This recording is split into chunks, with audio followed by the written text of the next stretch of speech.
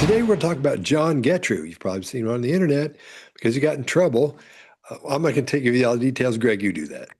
Yeah, so let's tell you, first of all, a lot of people ask us about this. This video of a guy who was arrested or questioned 45 years after a murder is the video we're going to cover today. The more important part is we're covering the 2018 interview by a detective named Cortez. And this was provided to us by the Santa Clara County Sheriff's Office. Thank you, Abigail, for giving us this, because we can only find little snippets of this. And this is such a beautiful interrogation, we didn't want to make a mess of it. So that's what we got. Did you ever work as a security guard? Yes, I worked at Ray Kim. What's that? Ray Kim. Raid Kim? Yeah, Ray Kim. Oh, Ray Kim? Yeah, it was Okay. in Redwood City. Okay. And, for about 6 months, I guess it was. That's it? Yeah. Okay. Did you ever think about applying for law enforcement or that type of I thought about it, but I didn't. Okay. I applied for fire department, but that was as far as it went. Okay. Now, you mentioned that you had never been arrested. And I found out something happened in Germany. Okay, Can you tell me about I that? was arrested in Germany. Okay, what happened with that? Can you tell me about that?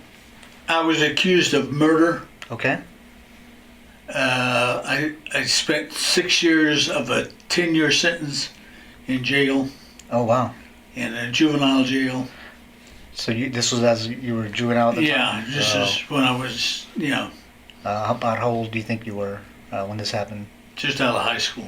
Okay, right out of high school, and then they accused you as a juvenile. Yeah, as a juvenile Okay. with a girl, Okay. and that was it. Okay. Did you? I mean, obviously, you talked to the authorities there about what happened, right? Yeah, I was investigated by the authorities, not by the military. By the German authorities. Yeah, German police. Okay. Did it happen? Did this incident happen on the June. base or In June, off the base, off the base? Okay. but in a military housing area. And so you spent actually 6 years in prison? Something like that. Wow. And then how? After you were released, what happened? I just was dropped off at McGuire Air Force Base, and my father picked me up, and that was it. That was it. You came back to the Never United heard States. a word from him. Nothing. Okay. Okay. All right, Greg, what do you got? Yeah, I hate to go first on this one because there's so much I want to talk about and I don't want to cover it all. There's just so much here. But yeah, Mark, one of the things that I immediately thought of when I saw this was, yeah, but no, but yeah, but no. You always talk about with Vicky Pollard because he does that. He starts to go, yeah, but no. And I think it's because he has thought up to now what the question is going to be, and he's prepared an answer for it, and he gets ready to answer in a certain way and then realizes a different question than he's asked. What is going to be interesting to watch is this guy's 74, I believe. He's going to have less movement than a lot of people we usually see who are on the hot seat, number one. And number two, he's probably going to have some other behaviors that we haven't seen before. I always like it when we find one that hasn't. And I just was saying in the break, Scott stitched this sound to this video. I think he did a fantastic job because they were separate. And what a great video this thing is.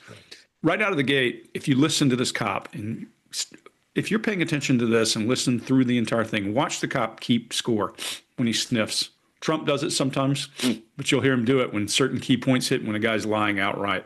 And you'll see it when this guy's lying and him doing it. I see it in board meetings. I was actually in a board meeting a few weeks ago where the guy who owned the company is sitting close to me. And whenever somebody said something that he was objectionable to, I heard him go, and I was like, yep, okay, that guy's about to get it. So pay attention when you're doing this to how a person's keeping track, whether it's Trump or somebody else. Then I love oh yeah, I was arrested in Germany. If you only stopped right there when he said, oh yeah, I was arrested in Germany, you might think he was arrested for stealing candy. It was that calm, that laid back, not much to it. We don't expect that. We expect a guy to be more, yeah, I did something wrong. I went to prison. Maybe I was wrongly convicted, but not, yeah, I went to prison. And just casually like that. Now, I always say that I think humans go through a cycle, and I'll run through those very quickly and get to the one that I think he's in. And those are, I think you start off as idealistic, then you become realistic. So in your 20s, the world's your oyster. Your 30s, you become realistic. I'm only good at some things, but I'm really good at them. And you paint and paint and paint till you paint yourself in the corner in your 40s, and you're doing the same thing over and over and over. And then you get pessimistic. And then on the backside of that, opportunistic, saying, well, there's still things I can do. And then you get later in your life, you start to rationalize all the things you have done and why you've done them and why they come together. And you get in a glide path waiting for the end into fatalistic. And what I think we're seeing here is a guy who has rationalized the things he's done to now. And he frames this whole incident. The reason I say that is he frames this whole incident, opens with accused, with that left hand flying off. And then he is illustrating out of frame, and there's not him saying I was falsely accused or convicted. It's non-committal. I was no kind of commitment in here. He says I was accused, not that I was wrongly accused. This is going to force the interrogator to dig much deeper, and this interrogator is going to have to work harder now to get information because he's giving an answer, but it's like pulling teeth to get facts. Remember, I'll say a lot of times that people are being truthful but not honest. This is truthful but not honest. He doesn't give you any details. And the reason people do that often in interrogation, I've seen this guy 100 times, is plausible deniability. Because when I go back and say, bam, you said this, he'll be like, well, no, I didn't say exactly that. And so he's a rules lawyer and he's trying to work the system. Right out of the gate, I don't trust the guy. Aside from the fact he's been in prison for killing a young girl, I don't trust him any further than I can see him. And that's not very far. Mark, what do you see? Yeah, look, really, really great points there, Greg. The subject here is super relaxed in many ways, easy going. His answers on the surface are, really quite simple. And without a really good interrogator there, which I believe we really do have here, and this is going to be lovely, by the way. If you just want to watch this for seeing a great interrogator and a great style, then watch this. But if you didn't have the questions that he's asking, when he's asking them, how he's asking them, you'd have somebody here who just looks like an old guy who's, hanging out and not being deceptive in any way whatsoever. It would be absolutely fine, as a general rule. And that to say, look, there are some people out there that if we watch film of them, unless they're being asked the right questions in the right way, it doesn't get the reactions that we need to see to go, well, hang on, there's deception there. If they're being given an easy time, they're going to come across as easygoing. And this guy is trying to be easygoing, but he's being given a tougher time than, again, the style and the feeling of the interrogator gets across, because this interrogator is easygoing and smooth, and looks like he's giving him an easy time. He's giving him a really hard time here. Did you ever work as a security guard, he says? And the subject here shakes his head and then has a bit of an aggressive chin raise. He goes. And then he says, yes, I worked at Raychem. So he goes directly from a clear no to a very clear, okay, I'm going to have to answer that one. Yes, I worked at Raychem. The mainstream media is not broken at all. It is functioning exactly as it was designed. It exists to manipulate you, to divide you, to feed you fear and outrage and distraction while pretending all of that is information. And most people are still swallowing it like it's gospel. I've spent years studying propaganda and psychological operations and human behavior, and I will tell you this plainly. The media is not here to tell you the truth. It's here to shape your truth without you even realizing it. Every network, every outlet, left or right or center, they are all playing the exact same game. Keep you emotionally hijacked, cognitively blind, and addicted to narratives engineered by people who have zero interest in informing you at all. So they manufacture a bunch of division, they amplify lies, and they bury stories that threaten their control. This is not journalism. This is mass psychological warfare. This is why we use ground news. It is not just a news app. It is a tactical weapon for seeing through all this fog. Ground news pulls in all these stories from every source, whether it's liberal or conservative or state-run, corporate-owned, billionaire-owned, and they show you these biases and the ownership of who owns the outlet that wrote that article, the spin. And then finally, my favorite is what is being left out of that article. I always talk about let's look for what's missing. They do that at ground news. So you're going to watch these narratives fracture in real time. You're going to be able to spot manipulation like it is lit up in neon. And once you see how disgustingly coordinated all this stuff is, you're not going to be able to unsee it. The behavior panel never really partners with very many brands, but Ground News is way different. It puts the power back into people's hands instead of the news. So go to ground.news/TBP, scan the QR code, or hit the link in the description. We've got you 40% off of the same plan that we use. So don't keep trusting the people reading scripts for billionaires. Stop being programmed and start seeing the depth of what is actually going on. And the interviewer at that point, I don't know whether he doesn't quite hear him or he pretends to not hear him, but he kind of pretends or doesn't hear him a couple of times. And I'm sure his hearing's pretty good. He's maybe getting him to say it a couple of times. There's probably something around Raychem and that job, and having that job of security guard is maybe a big feature here.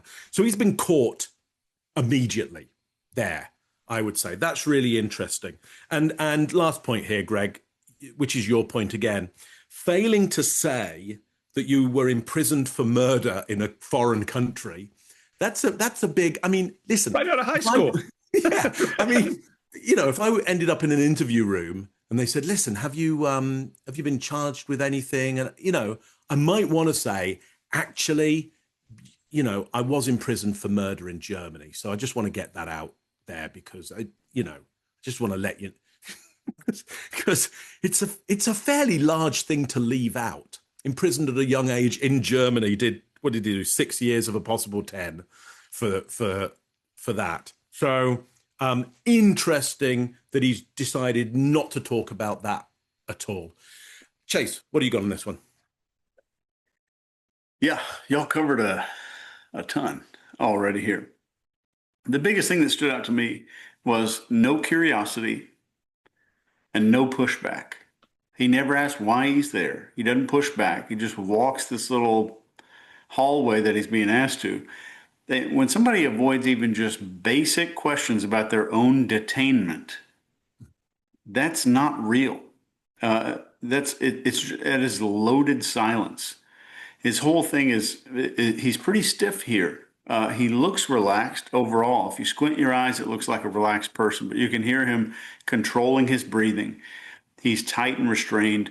And there's some real soft language. The accused of murder there that you mentioned, it's a buffer. And maybe he's just waiting to see what the reaction is. But imagine talking about that in an emotionless way. Not, I was falsely accused, falsely imprisoned. None of that. Just the same way you'd order hot chicken in Nashville. I think the detective might be leaning in too early. There's a possibility. But granted, I'm just looking at this one clip without the entirety of the context. You kind of want to save that big lean in for the end when you want the monologue, but maybe there's another plan in place. I didn't see it. You want him to relax. But so what's really missing, and I'm always looking for what's missing, is why am I here? Why are you asking me this? Why do I have to answer these questions? What's going on?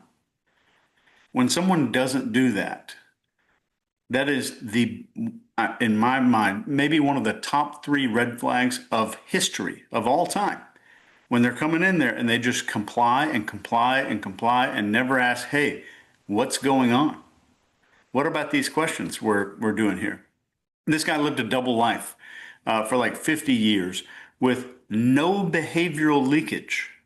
Think about this. He would go straight from a murder right into like cooking his family dinner and stuff.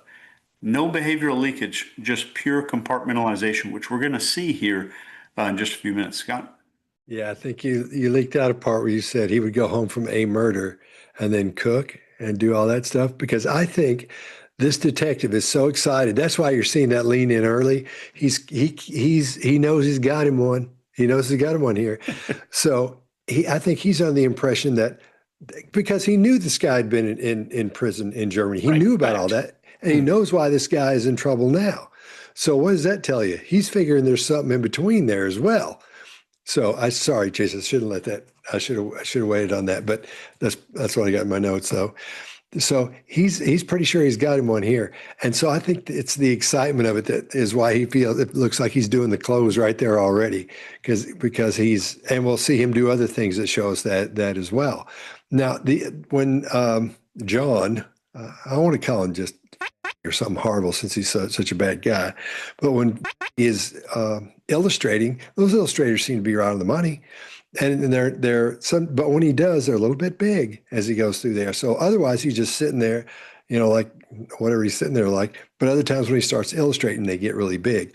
The reason we're going to be hearing these really loud noises, like he pulls the Kleenex out and we hear it sounds like the roof is coming in, and then he scratches on the side of the table, and That's that only sounds to really, you. You're the only one that hears those things. no, It's pretty well, loud. This is pretty loud. normally that would be the case, but now, okay, then now you get to live like I live, because when you pay attention to this, you'll hear them, because the recorder is sitting on the table. So that was the problem I was having with it, was locking up that video with the recorder on the table, and they're not running at the same speed. It's a difference in speed, not very much. I mean, it's a small difference, but that's why, because it's a condenser mic on this little tiny recorder that the detective is using. So that's why it sounds that way. So when he says, "Did you apply for law enforcement? Do you want to be a cop?" He stretches his legs after that, and he's explaining his failure not to be able to do that, because he talks about how he went and tried to become a firefighter, right? But those little motions he's moving, most everyone will do something like that. Like if you say, "Well, did you go to the movies?" "Well, we went to the movies, but it was just too long." You'll do something, and then after that, you'll do your complacent look or whatever it's going to be. So those kind of movements make sense there. There's nothing that really shows deceit or anything in that part of it. But when he's busted lying, when he says, "So you said you'd never been arrested," that's pretty interesting, because right then he freezes, and we see the stress start to rise up on him. So that's when he starts rubbing the sides of the chair. So which I thought was pretty interesting, because that becomes one of his go-tos as well. The little table there, he starts scratching on that as an adapter, and when his stress rises, and he starts rubbing the sides of the chairs. So I thought those were interesting as well. Again, keep in mind, when he got in trouble for that, when he was arrested and did 6 years, and then just, "Oh yeah, that's right, I did that." He's doing that on purpose, obviously. But that lets you know the mindset of this guy. I wish we knew somehow his background from when he was a kid and found out what he was like up to that point. If he was mean to animals, if he was all the time in trouble with the law, things like that. My bet would be yes, because I'm sure he's got several murders between the one that he got in trouble for the first time and the one that he's there for now. So I think, again, the detective is doing a fantastic job here, because it feels more like an interview than an interrogation. That's the feeling he's giving, along with that room setup, which is perfect for something like this, because you're not sitting across from him or even next to him, because you'd be at that table and you'd be like, "Well, what about this or that or the other thing?" So it takes away that movie and TV vibe that you usually see when people are talking about interrogation. That's the first place they go. They always mention waterboarding, and then they'll talk about the room being, like a swinging single light up there. Where's the kid or where's the girl? That kind of thing. So I think that setup is great, because it keeps that stress down. He's not having to worry about, there are things you try to do to get you not to think about what things look like in there. And he's doing that. But still, at the same time, it's even more powerful, because he's in that room with a lot of color. It doesn't seem stale in there, that kind of thing. So I think that helps. In one situation, that helps the stress come down, because he's leaning back, he's leaning back in that seat and he's all relaxed looking. But when he gets stressed, it comes out even more than it does when you're sitting in an uncomfortable seat already. So this is going to be good. I hope y'all like this as much as we do. All right, we good? Yep. Did you ever work as a security guard? Yes, I worked at Ray Kim. What's that? Ray Kim. Ray Kim? Yeah, Ray Kim. Oh, Ray Kim? Yeah, it was in Redwood City. Okay. And, for about 6 months, I guess it was. That's it? Yeah. Okay. Did you ever think about applying for law enforcement or that type of thing? I thought about it, but I didn't. Okay. I applied to fire department, but that was as far as it went. Okay. Now, you mentioned that you had never been arrested, and I found out something happened in Germany. Okay, can you tell me about I that? was arrested in Germany. Okay, what happened with that? Can you tell me about that? I was accused of murder. Okay. I spent 6 years of a 10-year sentence in jail, Oh wow. in a juvenile jail. So this was as you were juvenile at the Yeah, time? this is when I was, About how old do you think you were when this happened? just out of high school. Okay, right out of high school, and then they accused you as a juvenile. Yeah, as a juvenile Okay. with a girl, Okay. and that was it. Okay. Did you? I mean, obviously, you talked to the authorities there about what happened, right? Yeah, I was investigated by the authorities, not by the military. By the German authorities. Yeah, German police. Okay. Did it happen? Did this incident happen on the June. base or In June, off the base, off the base? Okay. but in a military housing area. And so you spent actually 6 years in prison over Something there? like that. Wow. And then how? After you were released, what happened? I just was dropped off at McGuire Air Force Base, and my father picked me up, and that was it. That was it. You came back to the Never United heard States. a word from him. Nothing. Okay. Okay. And then at some point, there was another accusation against you about a sexual assault from the Palo Alto Police Yeah, Department. Palo Alto Police Department. Okay. That's when I was the leader of an explorer post. Okay. Can you tell me about what happened there? Nothing. Okay. I It's was just accused, interviewed, and that was it. Okay. Did you end up serving time for that? Do you remember? No, I didn't. I didn't serve any time that I know of. Okay. I can't. Okay. It was so piddly that. It didn't. Yeah. You weren't. Didn't go to trial or anything No. like that. Okay. Okay. All right. I can't remember anything about it. So Okay. Yeah, it's a long time ago, right? Like 1975, around there. you got more information than I. Yeah. No. Yeah. Well, I mean, you got it written down. So I did a little bit of research. I tried. Yeah, to at least, I don't blame you. I Did a lot of yeah, research. Yeah. because I totally forgot about Redwood City. I'm starting to remind you some things from the Yeah. past, huh? All right, Mark's growing a beard. Chase, what do you got? So when he makes the denial about this sexual assault charge, it's the exact same little open palm movement with his left hand that he did when he was talking about when he was in prison in Germany. And he's saying, I didn't serve any time that I know of. That's amazing. No idea why he would answer it this way. He's also softening the entire situation. There's very serious calculation going on in his head right at this moment. This is guilty behavior. He's still not asking why the questions are being asked. This is a massive red flag, but he accidentally gives away the biggest tell I've ever seen in an interrogation room, maybe ever, in all of behavior panel history. He claims that he forgot about being accused of sexual assault. For a normal, functioning human being, this accusation would be like a 200-pound sandbag on them for decades and decades. It would never leave. It would have hurt, and it would have been a massive, huge deal. And I think he compartmentalizes these things really neatly. And I don't think they matter to him. It doesn't matter to him. So this is a big indicator that we might be dealing with a certain type of path. And I don't think he's an empath. And psychologists estimated his PCLR, I think it's what it's called, score as a 30 to 34, with the clinical threshold, I think, being 30. Scott, you could tell us whether I'm right or wrong. Scott, what do you got? Yeah, I agree with you. I'm holding off on my saying psychopath. It seems like every time I turn around, I'm saying that about somebody, but they are what I'm talking about. So when he says he was a leader of an explorer post, leader is really loud. He's trying to show he's been given authority over people. So there's a little red flag for you. He's trying to show that he's had authority and he's trusted. So it's subtle as it is. I think that's what that's about. And again, the detective's just kind of laughing and talking to him. Going real, he's so excited he can hardly stand it because this is already a done deal. And I mean, obviously, this is going to be a done deal for him, but we'll see. And so I thought that was really interesting.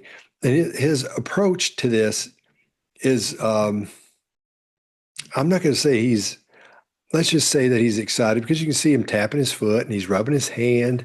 You know, he can't quit doing that. And he's laughing. His voice is a little bit high. And he can hear the detective's voice get higher and lower depending on what's going on as far as the tone goes. And he gets more excited when he starts talking about these things about when he was in prison and those kind of things. Or you said so-and-so, his voice goes up. But that's part of trying to match the guy as well. He's not quite matching him tonally, but he is volume-wise because the other guy's volume goes up and down as well, but not as much. So far, this guy has been accused in just 2 of our videos. One has done time for murder, and then the other one is an assault. You know, a kind of assault, and it's like nothing to him. Neither one of these are anything to him. They mean nothing. Doesn't make him go anything. We don't see any kind of emotion whatsoever. Now he keeps bringing up his bad memory while he's being, appears to be calm. And I think that's the scariest part of this because he should be anxious. He should be apprehensive. He should be worried. He should be stressed. But all that's hidden if any of it is actually there. I'm under the impression he's not feeling much of that at all, but those things are missing.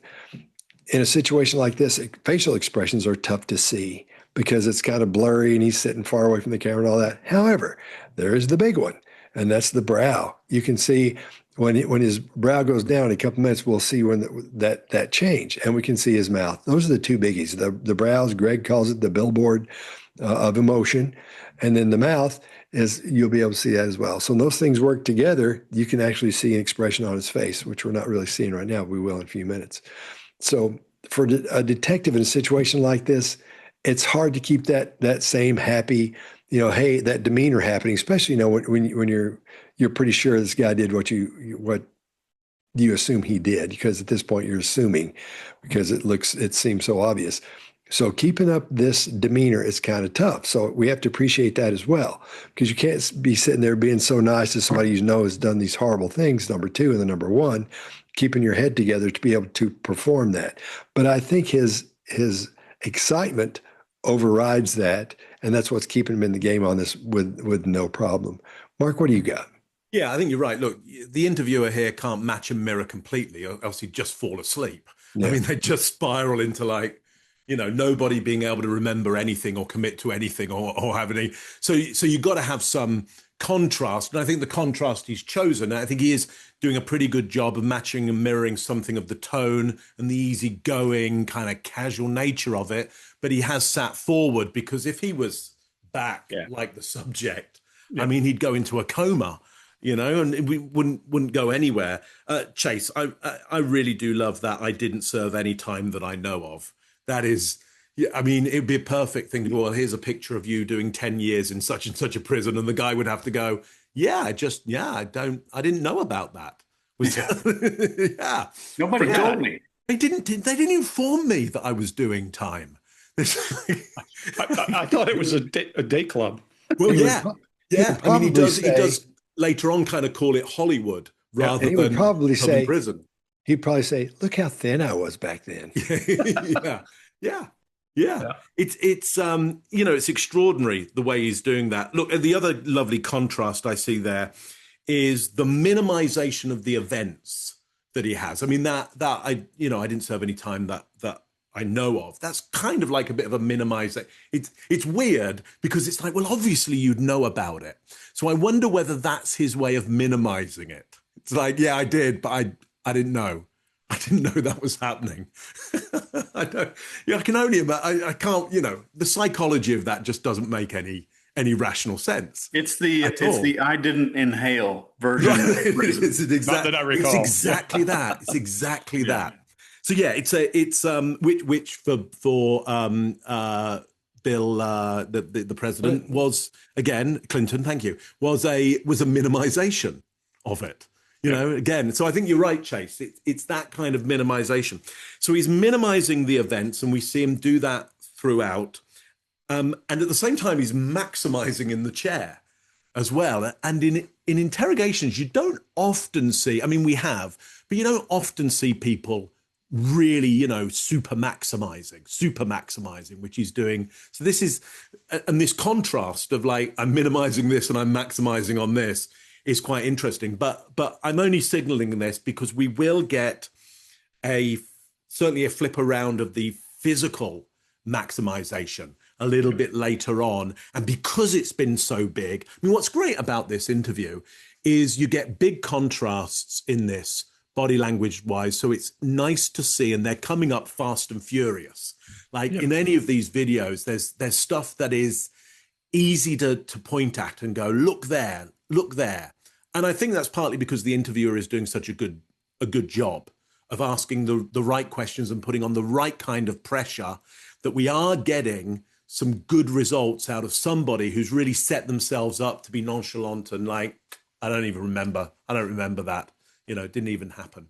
So interesting stuff. Greg, what do you got on this one? Yeah, so a couple of things. Let's start off by the two things that are missing, and you both, all of you are dancing around and actually said part of these, but he never says, I didn't do anything, but I was wrongly imprisoned in the last video. In this one, he never says, look, I was accused and I didn't do anything, so they let me go. In fact, he dismisses it and calls it piddly. A sexual assault charge against a minor, he calls piddly. And Scott, you talked about him being in charge of people, not people, children, underage people, because the Explorers Club is an extension of the Scouts and is with children where they're exploring new professions and that kind of thing. So it's really creepy that he's doing that. But what I think we're seeing here is a guy who is good at facades. He's got a facade that he's putting up. I think he's smarter than he appears.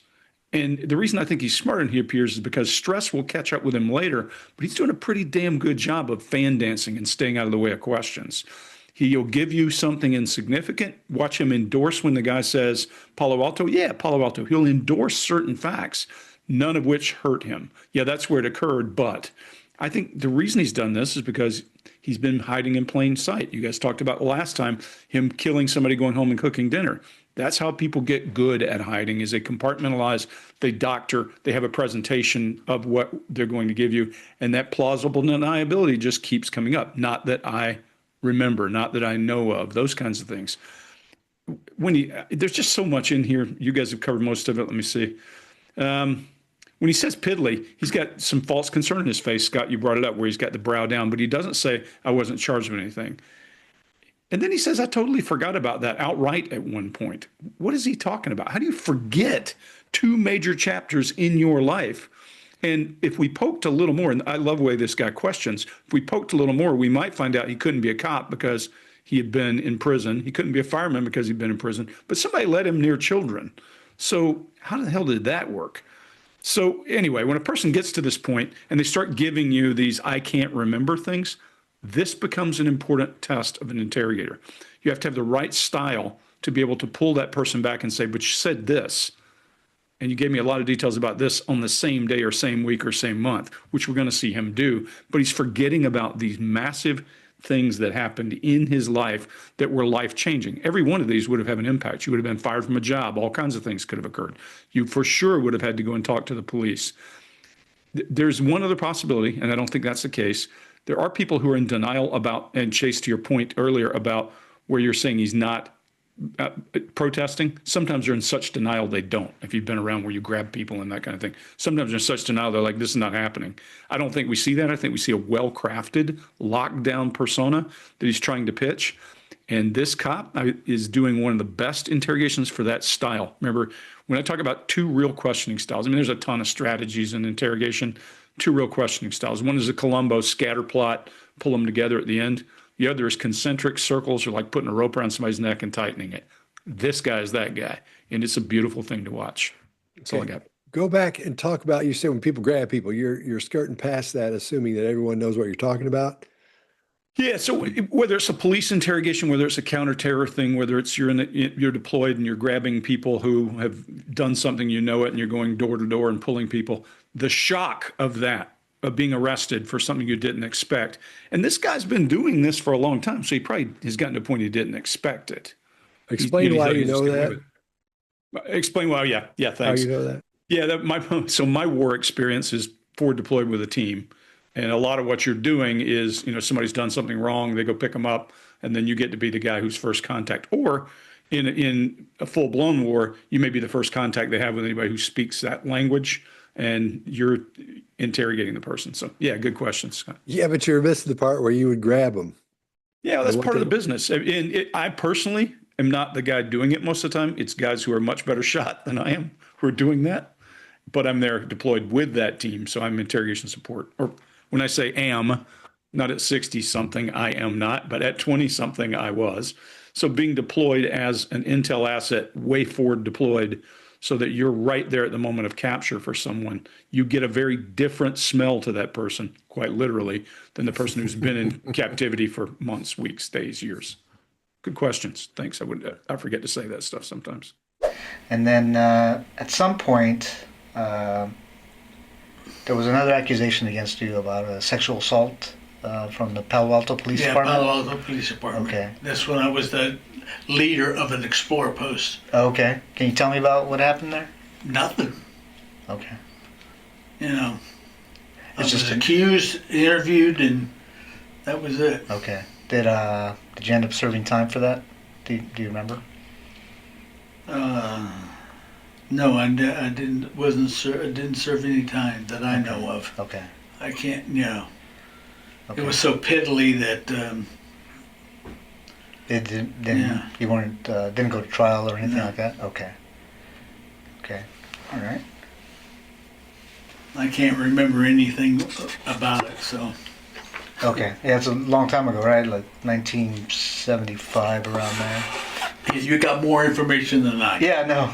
Yeah. I mean, you got it written down. So I did a little bit of research. I tried. Yeah, to at least, I don't believe you did a lot of yeah, research. Yeah. Because I totally forgot about Redwood City. I'm starting to remind you some things from the past, huh? Well, let's just wait on Chase. What are Sorry, you doing? these sleeves are tight, really tight. You should start wearing guy clothes. So I want to tell you a little bit about my investigation, okay? And I'm hoping you can help me out, because my job is merely to find the truth, Right. in this investigation. Are you familiar with the with Palo Alto area, Stanford area, the hills in Stanford? Yeah. You ever go out there? I was a scout leader. I traveled all those hills. What hills? Which hills are you talking? Well, we were out in the Bay, Half Moon Bay Hills, Okay. and I traveled up through there, hiked with the boys. Okay. That was about it. And years, don't ask me the years. Okay. I don't remember. So you were a scout leader, and you'd go out to like the Santa Cruz Hills Yeah. to do hiking. Yeah. When was this? Like on the weekends? or- Mostly weekends. Okay.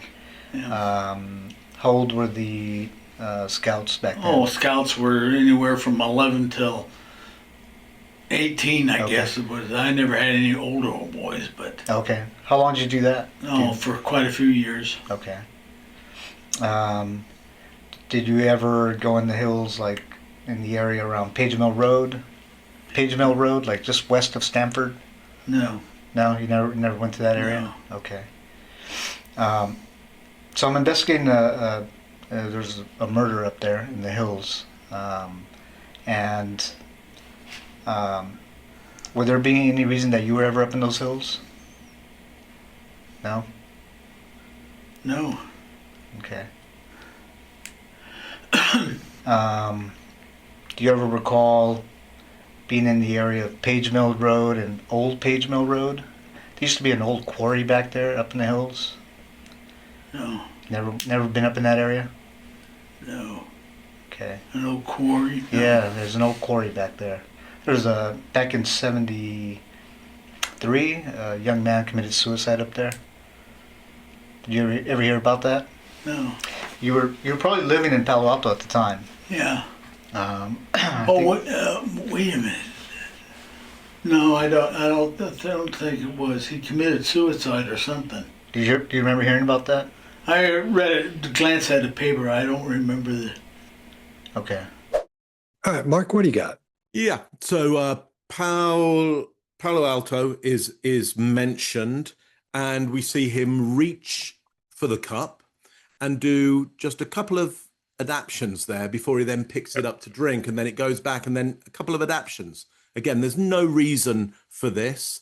I didn't see those adaptions before when he went to drink, so there's no good reason for that. It's not reasonable. So I think it suggests to me there's something going on. He's hit the interviewer isn't just throwing out, he's not going to just throw out ideas. It's not a guess. He knows there's the probability of something there, and for us analyzing this, we can go, yeah, you hit that one right. Look at that little movement before it comes up. Now, again, I think we mentioned this before, but nicely done here.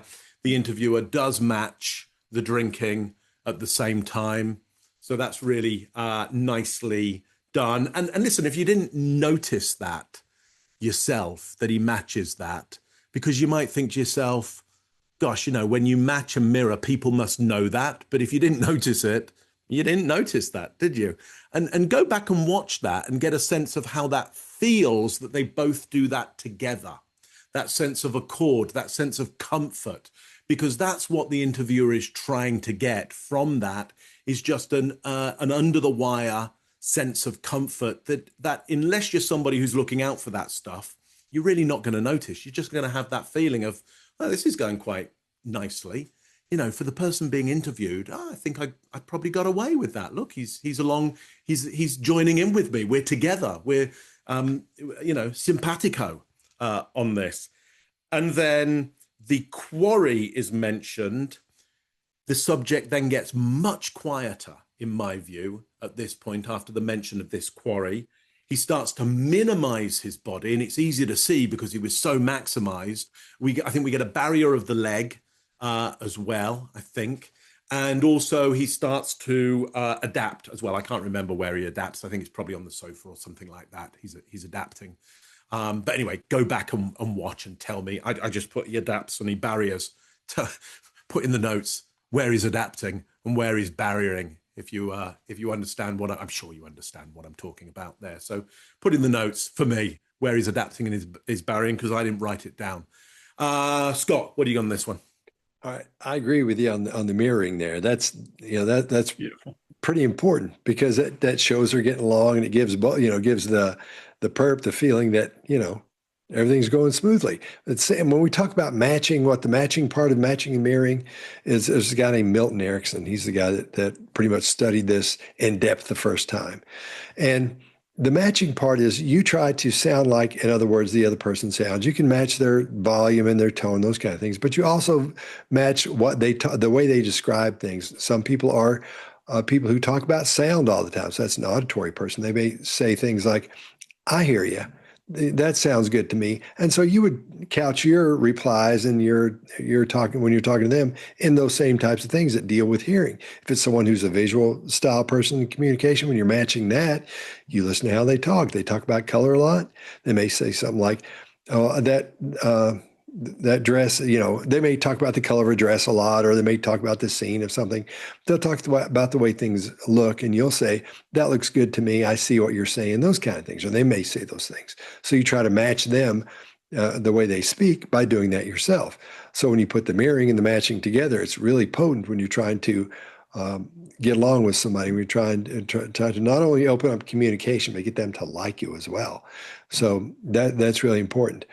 Then I think the loudest he's been so far, and the most animated, is when he starts getting that hand swirling going up there, as he's describing stuff. So that's an odd illustrator, but that's what he's doing. As he's I don't know what we call that, a swirly. I guess the swirly used to be when you dunk somebody's head in the commode in high school. That's what we called a swirly. But that's what I would call a swirly, when somebody's hand is up doing something like that. So that's the loudest he's been so far.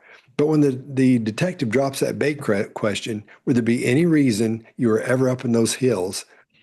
He just shakes his head no. That's all he does. Doesn't say anything. And then he waits. The detective waits, and that's good. That's what you want to do. We're all the time talking about how when you ask someone a question and they don't answer, or they give you an answer fairly quickly, you just wait and see what if they add any qualifiers to that to make it sound more believable, their answer.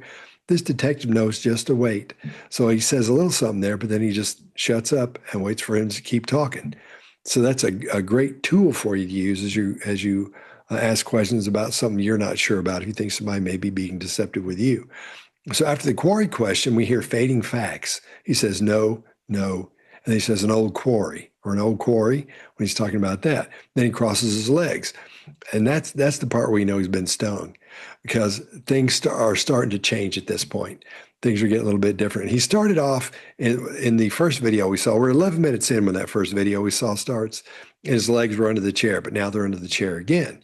So he was relaxed earlier, but he's just trying to find comfort. That's probably the reason why he's stuck his legs under the chair. Not that he's not comfortable overall. He probably is psychologically. He's probably feeling a lot of discomfort there. And part of that he's trying to get rid of is when he pulls his legs under the chair, because he's not going to get up and scooch around and do a lot of moving, but he's going to at least move his legs. That's where he's trying to find something there. So he's on the defense now. He's trying to find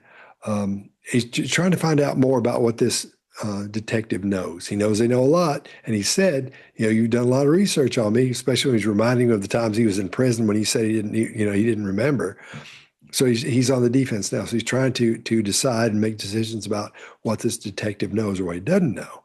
So, and earlier I talked about your inability to see facial expressions in a situation like this, but that concern is now in his brow and in his mouth. You can't miss it. It's huge. So we can see what's going on in there. So he's concerned about what's happening. We see that on his face. And the whole time, this detective is staying calm and really hadn't changed much at all. And again, that's tough to do, to maintain that demeanor as you go along. So Mark's also growing a mustache. Chase, what do you got? So y'all covered the matching and mirroring thing. Just to cover some facts for anybody that's not well read on the case, which I wasn't today. He killed a few times during his time as a scout leader. And even did one assault on a young lady that we can't mention here on this platform where you're watching us right now. But the first one was Leslie Perloff in 1973, and he was an assistant scoutmaster. And then Janet Taylor in 1974, he was the primary organizer of the trip. But several scouts, this is what got me today, because I looked this guy up this morning. I'm not an expert on this case. A bunch of the Girl Scouts after this trip noted that he was way calmer and happier right after each murder. Man, that hit me pretty hard. So his scout leader role was I think a deliberate hunting ground that gave him authority and isolation opportunities and just this steady supply of young girls. And the interrogator asked this bait question, would there be any reason why you would ever be up in those hills? He has just said he's seen all through these hills, and now there's no reason he would ever be up there. And he's getting questioned about the specific location. There is a beautiful and perfect, what I would just call a progressive artery protection mechanism that unfolds here. It goes into this femoral thing where he's crossing his legs, making it harder to get to that artery. And then his arms come off of the arms of the chair and kind of dig down here by his sides to protect the brachial. And he's fidgeting, self-soothing. The body's just trying to burn off a lot of this excess adrenaline. You can see him trying to burn this off. So this is what the body does when we have a spike in adrenaline and we're not wanting anyone to know. So we're trying to conceal it. We want to burn it off secretly. And that's what we're seeing is the secret burn off. Greg? Yeah, this video alone, we could do an entire course on this video for interrogation, because there's some great Scharfian interrogation going on here. When he did everything he did for underpinnings in the last two videos, those are to let this guy know, we know a lot about you so that I can take the next step. And what we see in We Know All, by the way, We Know All simply says, we have a lot of information. We're going to tell you what we want to tell you, and we're not going to tell you everything that we do know about you. That's the approach you take, one of the approaches that you use in Scharfian interrogation. And the bait question is an extension of that, is all it is. It's simply the same thing, but very concisely delivered. It's easier to teach that than it is to do a really good we know all. As I was watching this guy, I was thinking, I hear people talking about interrogation all the time that clearly have never done it. I can tell because, and I say, watching a bird means you think you can fly, but it takes a hell of a lot of guts to jump off the roof. And to be able to go in and do what this guy's doing as calmly as he is doing it is impressive. He does mirroring and matching. He matches that laugh. I love that, watching that. You guys have covered that whole thing. He does his palms up, fluid conversation, great eye contact to draw the guy out, to get him to talk. He can clearly tell the guy's going to do a whole lot of that stonewalling and blocking at every turn and compartmentalization. When I think to this whole thing, when he's using his left hand, is he's trying to illustrate going up in the hills. And I think what he has done is chosen, and this is often a mistake a person being interrogated does. We call things non-pertinent information. We'll ask questions that have nothing to do with the actual case so that we can get a baseline, we can figure out who you are and all those kinds of things. Often a source, the person we're interrogating, a perp, will not have any idea what is pertinent or non-pertinent. This guy's made the wrong choice. He's picked the wrong non-pertinent that he's willing to talk about this time because he says he's been all over those hills. Then he says he hasn't. It's very different than you think. The first real flag we see is that concern when he starts talking to him about Page Mill Road. When you see that, that's when you're talking about, Scott. You see that concern and his eyes narrow and his head twist in kind of a wooden cadence. Very quickly, something is wrong. Something's off there. If it's 45 years later, you could say, hell, I was all over these hills, and I wouldn't know whether I was in that place at any given time. But he knows there's a murder, and he knows more about it than he should. Really interestingly, we see a rigid head shake no, and that Gollum cough. If you go back and watch Lord of the Rings, and the guy go, Gollum, Gollum, he does that. The only time we hear him cough in this entire interrogation is at that bait question. And right after that, when he starts to talk about that, talk about the old quarry, there's a barrage of things. And Mark, I'll list some of them I saw. There's a change in cadence in that head shake, faster. A hastened leg cross, very quickly crosses his legs. He appears to have his chin down to protect his throat. There are a lot of new adapters, and those adapters are starting to make contact with self instead of the chair. He puts his hand in his pocket and then realizes his pocket's a mess and finds a reason he put his hand in his pocket and grooms the pocket. Just like you've seen the thing when Hillary Clinton was in front of Congress over servers. You could see her look at her shoulder and then pick lint. So there's a whole lot of stuff going on here that we didn't see in the first one because he's compartmentalized and packaged that first resistance that he wanted to do. But this thing's starting to fall apart for him now. So he's going to now go and try to deny memory, and we'll see what he's got next. That even though he's claiming not to have memory of this, that big cluster of red flags around that quarry and around this hilltop are going to get him. So I want to tell you a little bit about my investigation, okay? And I'm hoping you can help me out because my job is merely to find the truth, Right. in this investigation. Are you familiar with the with Palo Alto area, Stanford area, the hills in Stanford? Yeah. You ever go out there? I was a scout leader. I traveled all those hills. What hills? Which hills are you talking? Well, we were out in the Bay, Half Moon Bay Hills, Okay. and I traveled up through there, hiked with the boys. Okay. That was about it. And years, don't ask me the years. Okay. I don't remember. So you were a scout leader, and Yeah. you'd go out to like the Santa Cruz Hills Yeah. to do hiking. Yeah. When was this? Like on the weekends? So or- mostly weekends. Okay. Yeah. How old were the scouts back then? Oh, scouts were anywhere from 11 till 18, I Okay. guess it was. I never had any older old boys, but Okay. How long did you do that? for quite a few years. Okay. Did you ever go in the hills, like in the area around Page Mill Road? Page Mill Road, like just west of Stanford? No. No, you never went to that area? No. Okay.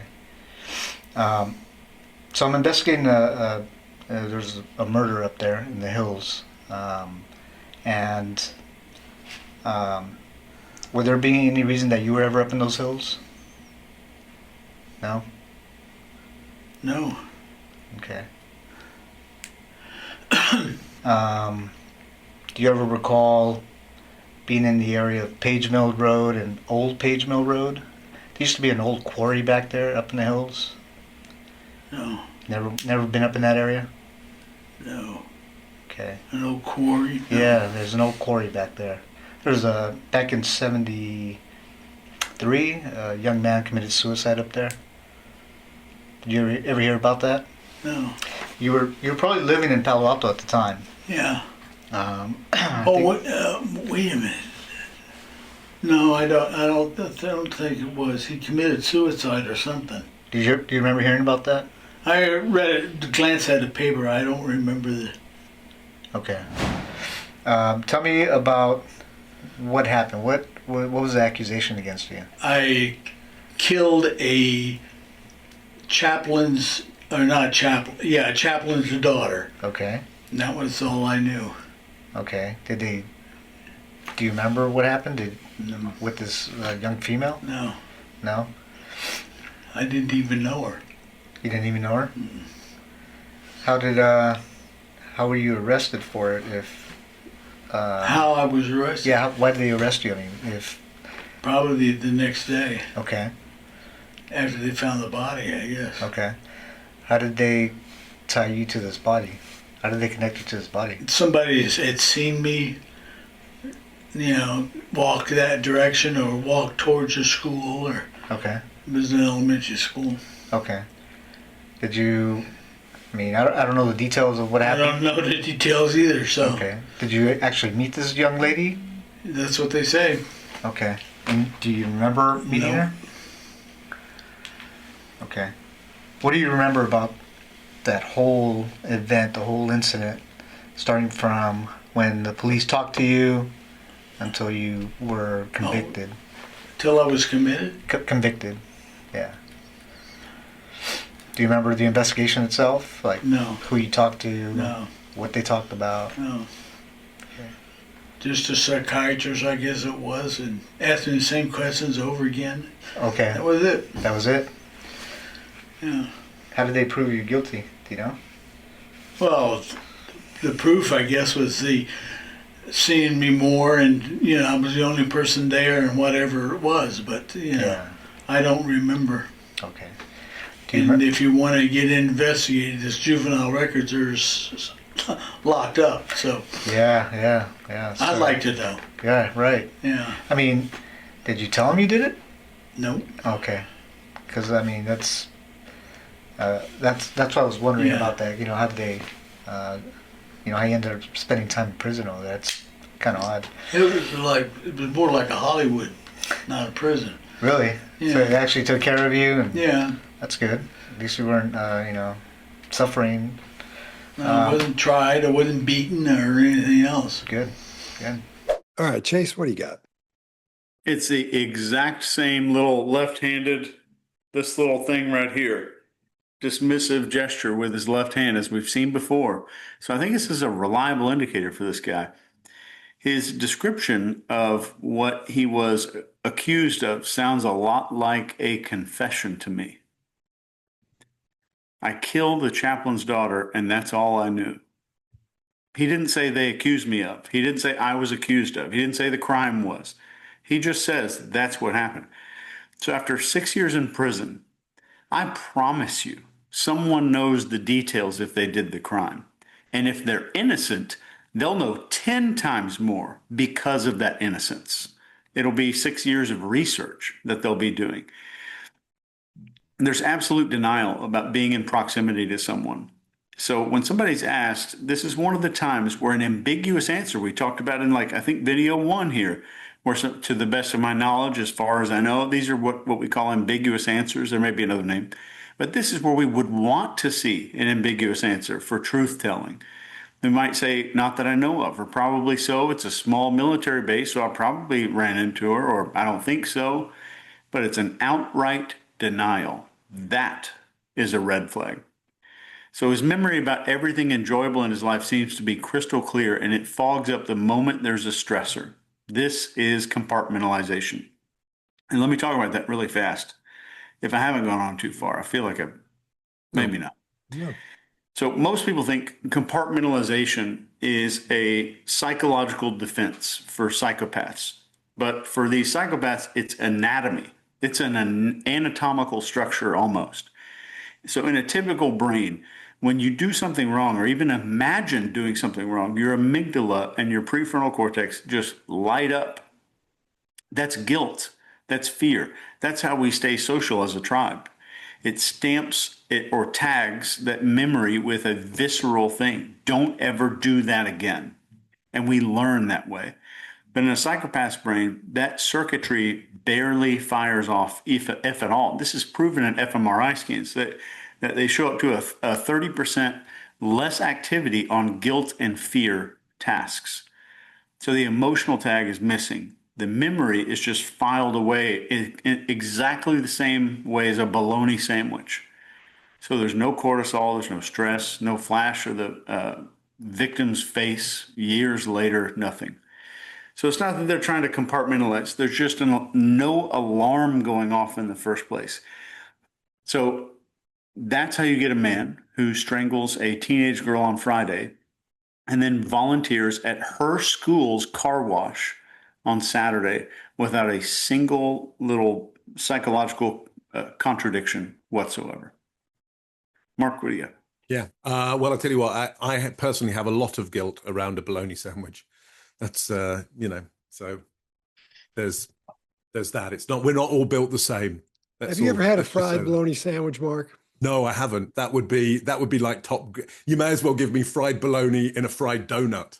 You may you should try it. You'd like it. I think I've just invented something there. The fried bologna donut.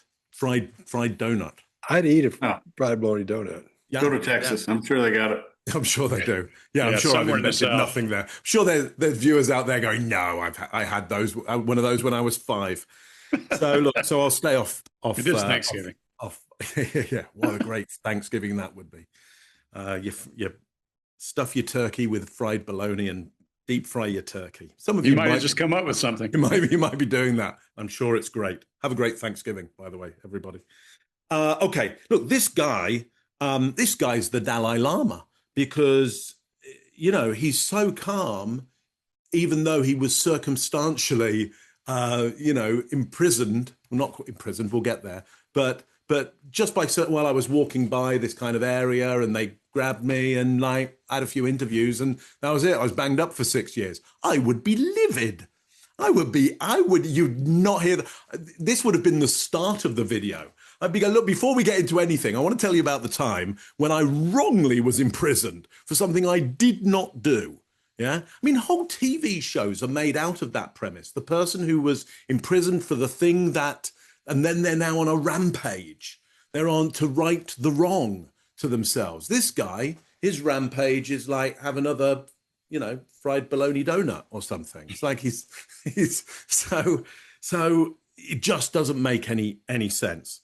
And then he suggests he wasn't tried, but he had interviews from psychiatrists. And so he says he was committed, not convicted. And so corrects that. So it sounds like, and I haven't looked into this, but it sounds like he was sectioned in some way. May have been because if this is the crime in Germany that he's talking about, and I'm not quite sure it is, I don't know, but he would have been a juvenile and maybe they don't put you in a court. It was maybe on a base. So there was maybe that involved and base authorities and German authorities.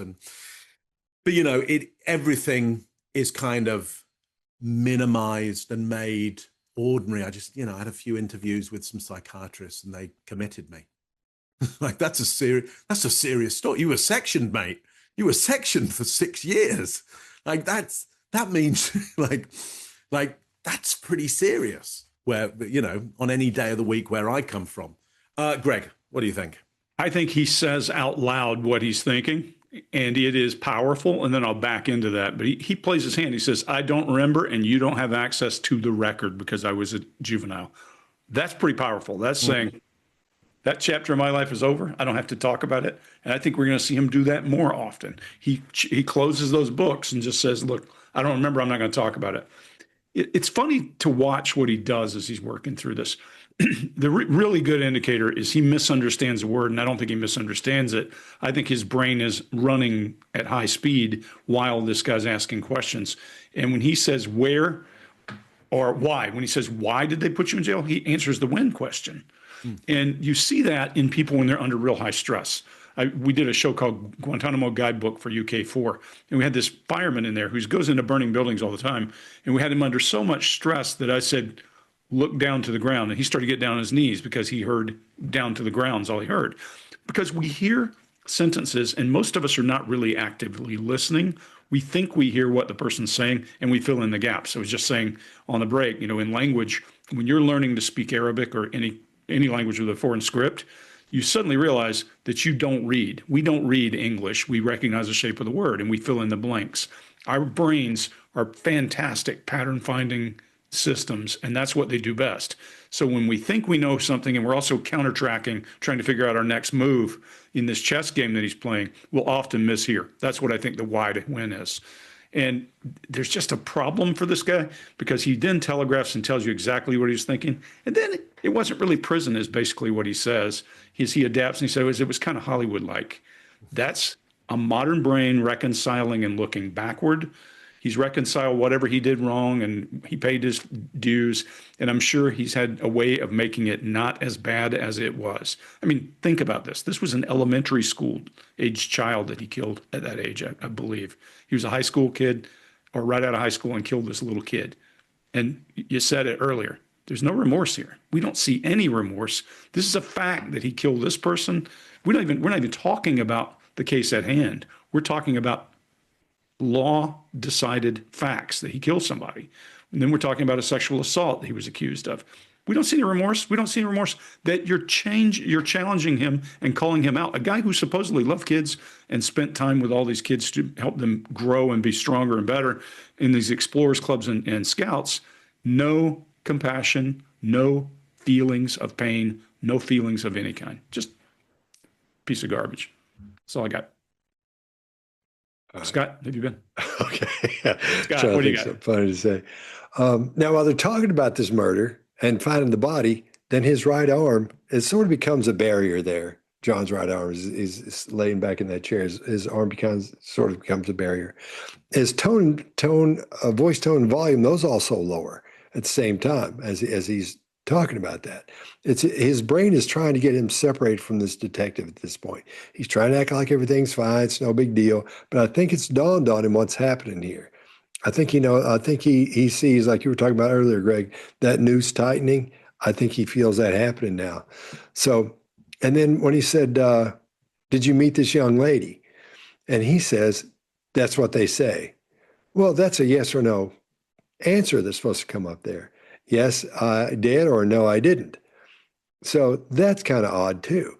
And then he said, do you remember meeting her? And then he says no before, unless this is what you covered, Mark. He says no before the answer is finished. It sort of intersects, overlays over that last thing that the detective says. And that lets us know that he's trying to decide. He thinks he knows what this detective's going to say, and he's trying to get those answers out really quick because he's on to the next question. So he almost, maybe he expected that question, I don't know, but something's up there because he answered that so quickly and right on top of him. So also notice that his right thumb on that chair it's not constant, but he's adapting with that. He keeps rubbing the chair with that. And when he's not rubbing the chair with that, I think Greg brought it up earlier, he's rubbing that table with it. We hear that big sound of him scratching on the table as he's doing that. So it's in there. That stress is in there, and he's trying to hold it back, keep it held back. That, or there isn't a whole lot, and we're just seeing a little bit of stress coming out on him as he's getting rid of this stuff. If he was indeed a clinical psychopath, if he was a psychopath, then that might be what it is, because the stress for psychopaths is very low, if any at all, but there's something's making him uncomfortable there. And that's why he's trying to get rid of that built up stress and tension. So tell me about what happened. What was the accusation against you? I killed a chaplain's daughter. Okay. And that was all I knew. Okay. Do you remember what happened? No. With this young female? No. No? I didn't even know her.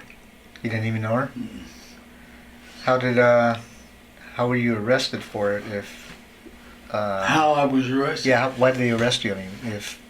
Probably the next day Okay, after they found the body, I guess. okay. How did they tie you to this body? How did they connect you to this body? Somebody had seen me, walk that direction or walk towards the school, or Okay, it was an elementary school. okay. Did you...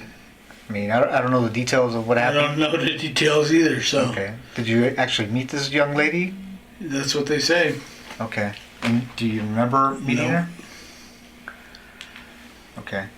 What do you remember about that whole event, the whole incident, starting from when the police talked to you until you were convicted? Till I was committed? Convicted, yeah. Do you remember the investigation itself? Like No. who you talked to? No. What they talked about? No. Okay. Just a psychiatrist, I guess it was, and asked me the same questions over again. Okay. That was it. That was it?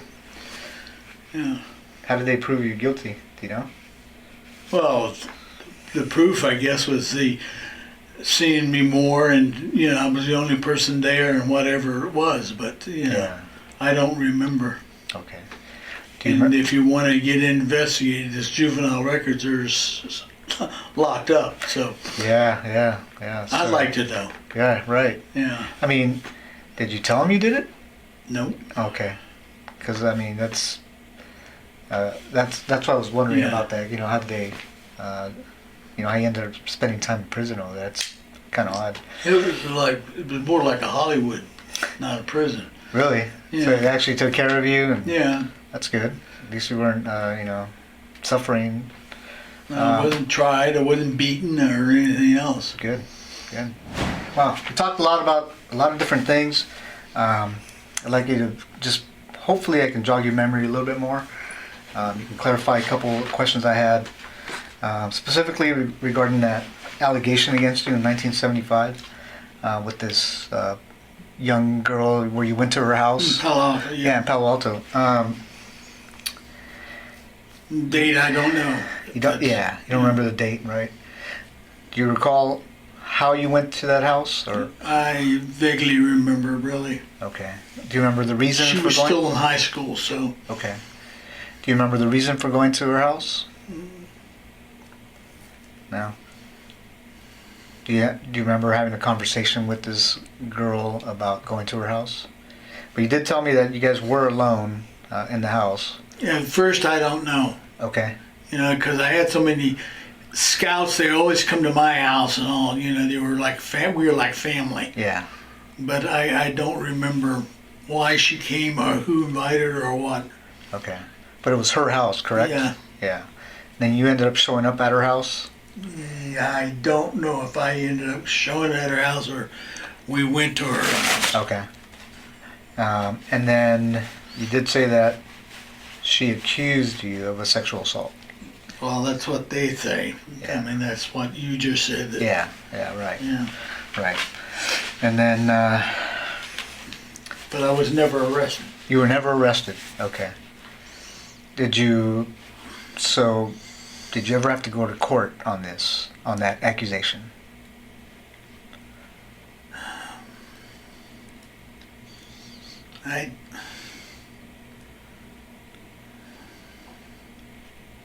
I don't know if I had a court or what. Okay. Were you booked into the jail at all? No, I was not.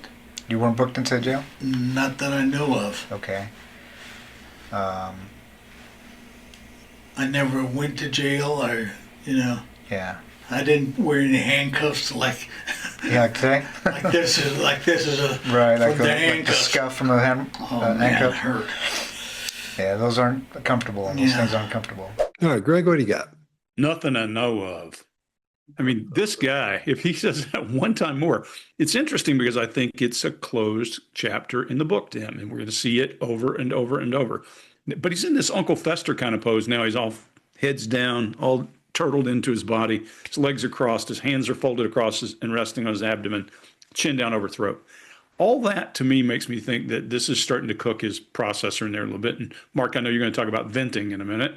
We see him heating up because that adrenaline is getting to him, but he's still masterful at sitting pretty damn still for somebody who's on the hot seat for this. Now we're talking about a crime from the past, not nearly as big a deal as the one that is not solved. This one he's claiming he got out of. As a matter of fact, he's got closure in his mind. I was never arrested. He says it. He closes a chapter on it. When a guy says that to you and it's this guy, you can probably rest assured he's not going to give you much more. But he chose, again, a bad non-pertinent. She was still in high school. He avoids some questions outright, and that's one of the longest silences I've ever heard to a question. I don't know is a quick answer versus just letting those things go. That you can see when he does one piece of body language that's pretty good to say, I'm done with this, and there's acceptance in his chin boss. You know, that thing, pursed lips, said, I'm done. I was never arrested. And he walks away from it. What I give the cop credit for is he doesn't push hard on this one. He needs information somewhere else. So pushing hard on a case that was solved, that was settled, is a waste of energy. Scott, what do you got? All right. I'm going to get right to the arms over his head. I'm going to leave the venting part for Mark on that.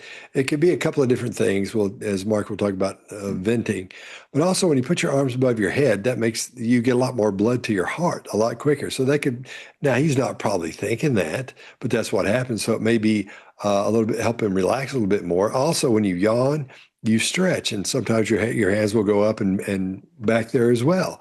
So that may be a stretching thing as well, where he's trying to help himself get relaxed and get some of that tension. And if you'll watch those videos that came out on 9/11 of the people in the streets watching things happen, watching the planes hit or people jumping off the building, you'll see their hands go up and go on and touch their heads.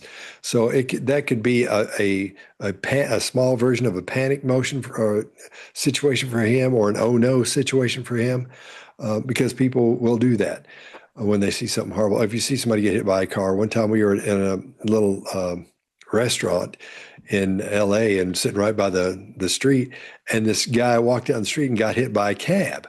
And then when he did, his shoes flew off and they went flying down the street. But almost everybody that saw that happen, everybody's hands were on their head. The guy was okay, didn't kill him or anything, because he jumped right up, scared him to death.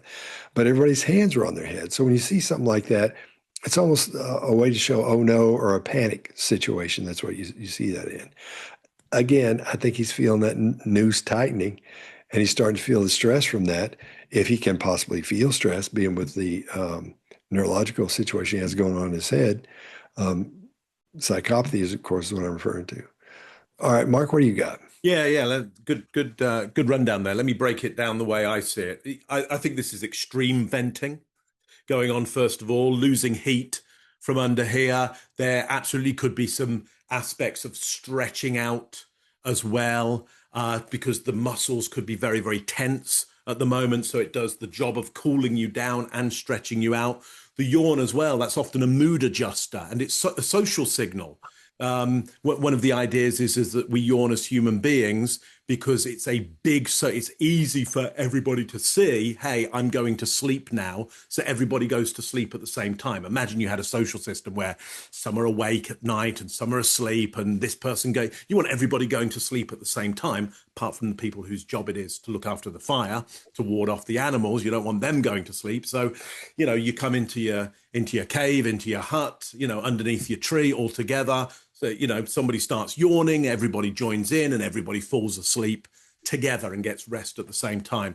So I think extreme venting for sure. He does what I would say is a suppressor on the head, first of all. So that's different from trying to protect yourself from seeing the horror. That tends to be a blinker movement here. It's more of a suppressor to calm down the emotions that are going on. So I think he's very stressed at the moment. And then I believe he tries to hide that by putting the hands towards the back of the head and going, yeah, I'm just hanging out casually here. This is just me being casual. But I think initially it's extreme venting, and he's under a lot of pressure there because we get that rubbing of the eyes, we get the cleaning of the glasses. I think anger's building up in him, and it might be the suppression of that anger, because when he starts to talk about the handcuffs and he does this, that hurt, and a fist forms there. and it feels like he wants to get aggressive and angry, and anger's an interesting emotion because it's designed to show people really quickly that you mean some, you're going to do something physical and you're going to end this fast. I think he's kind of suggesting there that he wants to end this now really fast and aggressively, but he knows he has no power to do that in the room. That wouldn't work for him. So he's having to suppress that anger or sublimate it into something else, like all those handcuffs hurt. I'd really like to smash your head in right now, but you're a cop, and that would make it even worse for me right now. Listen, I'm just going to say one more thing before I hand to you, Chase. If you got kids, or you're a great aunt or uncle, or you just have responsibility for kids in some way, and you're putting them in some kind of youth club or whatever it is, whether it's something run by an organization, any kind of kids activity. It might be a business, might be run by an organization, might be run by a church, might be run by the police. I don't know, could be, I don't care who it's run by. It is totally legitimate to go up to whoever's organizing this and go, what is your policy about police checks for all your staff and any volunteers? And see what they say. And their answer should be, hey, yeah, we get police checks for any staff or volunteer that are working with the kids here. Absolutely. Yeah, it shouldn't be, oh, well, I don't think we need to do that. Or yes, you do. Yes, you absolutely do. Yeah, I don't care who you are. I don't care who you are. That should be your policy. And it's totally legitimate. You shouldn't be offending anybody. Listen, I would rather offend somebody than send my kid in where I don't know. It's like, okay, I'm going to offend you right now, because it would be more offensive if my child gets hurt in some way. Totally legitimate. Do that. Chase, what do you got on this one? You know what he's doing here, I think? The old Chris Watts. Arms overhead. Yeah. It's a surrender, but it's also cooling off. But he pulls his glasses off, wipes his face, then he keeps wiping his eyes, pretending to clean his glasses with the Kleenex that he pulled off the table. I don't think the goal is to clean anything. It's to buy time. I think it's concealing his face and just kind of perform the residue of emotion without even feeling it. But the interviewer asked about a prior court appearance for sexual assault against a minor. Likely the most high risk, socially effing repulsive, life-altering moment in this man's adult life. And he says he doesn't effing remember it. This is not like he blocked out some trauma or like fogged out some shame. This is psychopathy on display. Normal brains imprint traumatic, consequential moments through the amygdala and the prefrontal brain. The court date should be scorched into memory.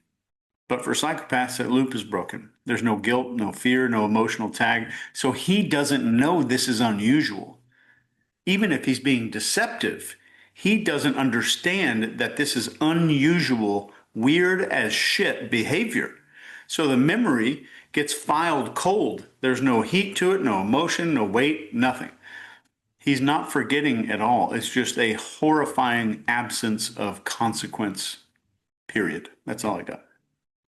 But you know what? I agree with you. When big things happen, you'll remember the date and who was there and the scene of it, Here's the horrible part. I think he does remember the big event to him, and it wasn't the jail issue. I think, and if he remembers it, and then he's saying he doesn't remember it, and he thinks that that's a plausible answer, psychopath still. Yeah, agreed. All I'm saying is the thing he remembers that he has the strongest memories about are probably the act of what he did, because he's that kind of a monster. Yep, agreed. On all fronts. Well, we talked a lot about a lot of different things. I'd like you to just, hopefully I can jog your memory a little bit more. You can clarify a couple of questions I had, specifically regarding that allegation against you in 1975 with this young girl where you went to her house. In Palo Alto, Yeah, in Palo Alto. Date, I don't know. You don't remember the date, right? Do you recall how you went to that house? Or I vaguely remember, really. okay. Do you remember the reason She for was going? still in high school, so Okay. Do you remember the reason for going to her house? No. Do you remember having a conversation with this girl about going to her house? But you did tell me that you guys were alone in the house. yeah, at first I don't know. Okay. You know, because I had so many scouts, they always come to my house and all. You know, they were like we were like family. Yeah. But I don't remember why she came or who invited her or what. Okay. But it was her house, correct? Yeah. Yeah. Then you ended up showing up at her house? I don't know if I ended up showing at her house or we went to her house. Okay. And then you did say that she accused you of a sexual assault. Well, that's what they say. Yeah. I mean, that's what you just said. That, Yeah. Yeah. Right. Yeah. Right. And then But I was never arrested. you were never arrested. Okay. Did you ever have to go to court on that accusation?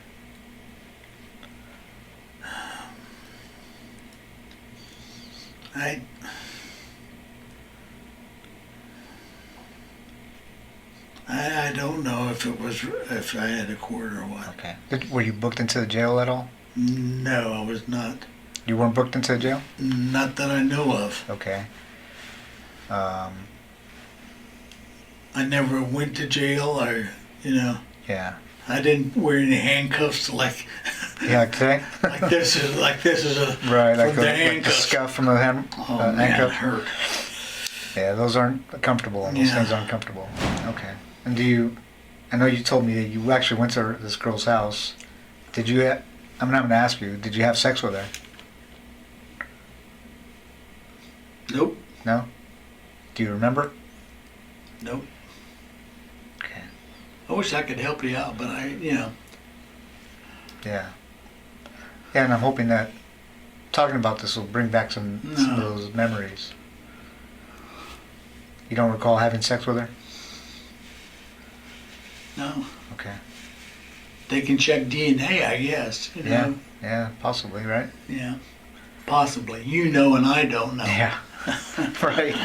So you don't recall, you're telling me you recall going to the house, but you don't recall if you had sex with her. No. Yeah. Okay. And you recall talking to the police, but you I don't don't remember remember if you got what you arrested. No, I was walked around all the time. So you never booked physically into a jail? Okay. And from that accusation, did you have to go to court? Probably is what you know. It wasn't an open courtroom. Okay.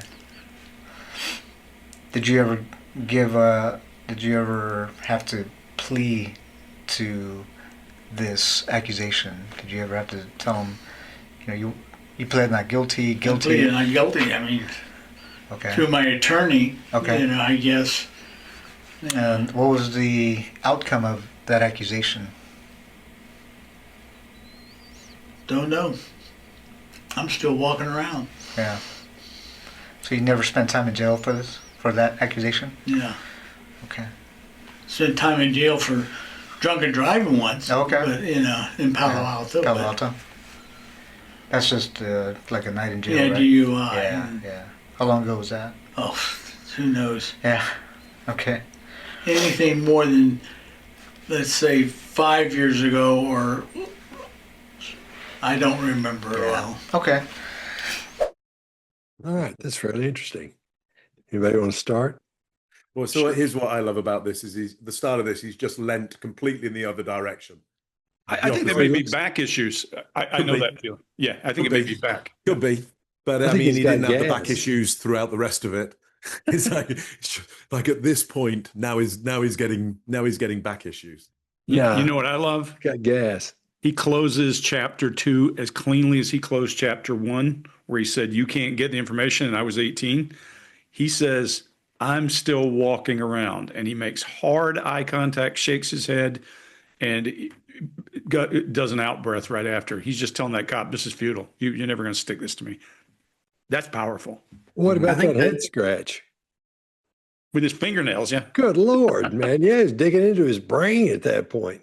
I think that's a huge indicator of stress right there, because he knows exactly what happened. That's what he's thinking while he's doing it. I don't know, as he's scratching his head. And the interrogator does a good job minimizing the crime. He Oh, yeah. uses the word sex instead of the real word to help him feel better about his recollection. He says, no. Do you remember? No. Yep. Just the fact that there's a memory problem, not I would never do that in my lifetime. Just like, no, I don't remember. Even if you didn't remember, you would know that your character would say that would never happen. That I would absolutely deny it outright. He's not repulsed by it. He's not moved or angered by any of that shit. He's still not asking why all these questions are being asked. And he's parsing words very carefully about whether it's a courtroom. There was no open courtroom. That's parsing words. Something happened. He knows it, and he's tracking it. So he's got plausible deniability. What I love about this cop is this is the difference between a seasoned and good interrogator and somebody who doesn't know what they're doing, because he's forcing him to play a game of go fish. Did you plead? Nope. Did you do this? Nope. Did you do that? And anybody who doesn't know what they're doing would automatically go to hard ass right here and go to bad cop. But he's smart and he plays it and just keeps slowly working him. It's beautiful to watch. Okay, here's an idea that I'm just going to throw in. Given that he's helping minimize the crimes that he's not admitting to right now, is there a technical argument for maximizing the ones that he is admitting to? So when he goes, well, you could, I was arrested for, drunk driving, that you would maximize, do you think there's a psychological effect there? A serious question. Like, would that be worth doing? Well, I think it depends. If I had Chase or one of you and you'd been to jail for something like that, for drunk driving, I could belittle you, say, you have children of your own. But if you don't have an amygdala in there functioning, you're like, yeah, so what? I paid my fee. I think this guy reminds me of the guy that David Scott interviewed with all the tattoos on his face, who was forgiven by God for all his horror. But this guy's forgiven by self, is what I think. So it begs the question, does with this particular candidate, does minimizing the crime have any effect on him? And now we know he's not completely, he understands something of the difference between crime and not crime, but does it have an effect? It would, because he would mark that as something to watch out for. You know what I mean? Right. It may not bother him from a stress level, but he would be paying attention to that. Or there's a flag. And it would go up like these jagged things that he's looking for a flat plane to get through. Right. But he would see these jagged things that he needs to get around. So that might pose a problem for him and make him think about that more. And I think it also tags in his brain that this isn't a crime. The detective is not referring to this as a horrific crime. So he's using this language. He must be viewing it this way in his head. It might be easier to talk about. But I think when it comes to his denial here, Mark, I would say this is pathological optimism. Right. So when somebody's like a super psychopath, they overestimate their ability to talk their way out of shit or believe. Man, I've said a lot of curse words. I usually do that on my own channel. Sorry. Or they think the interviewer's bluffing. This guy spent 50 years getting away with lies. And so this habit is wired so much deeper than some kind of rational risk assessment. So if the cops immediately produce this 1975 file, he instantly knows their preparation is weak. And he can keep stonewalling. If they produce it fast, he's lost nothing. And he'd have to, that he would have lost by just admitting it up front. So for the record, when he did his jail time, he was in what's called honor jail or something like that. I'm paraphrasing, where he just went in on weekends on his own. Love it.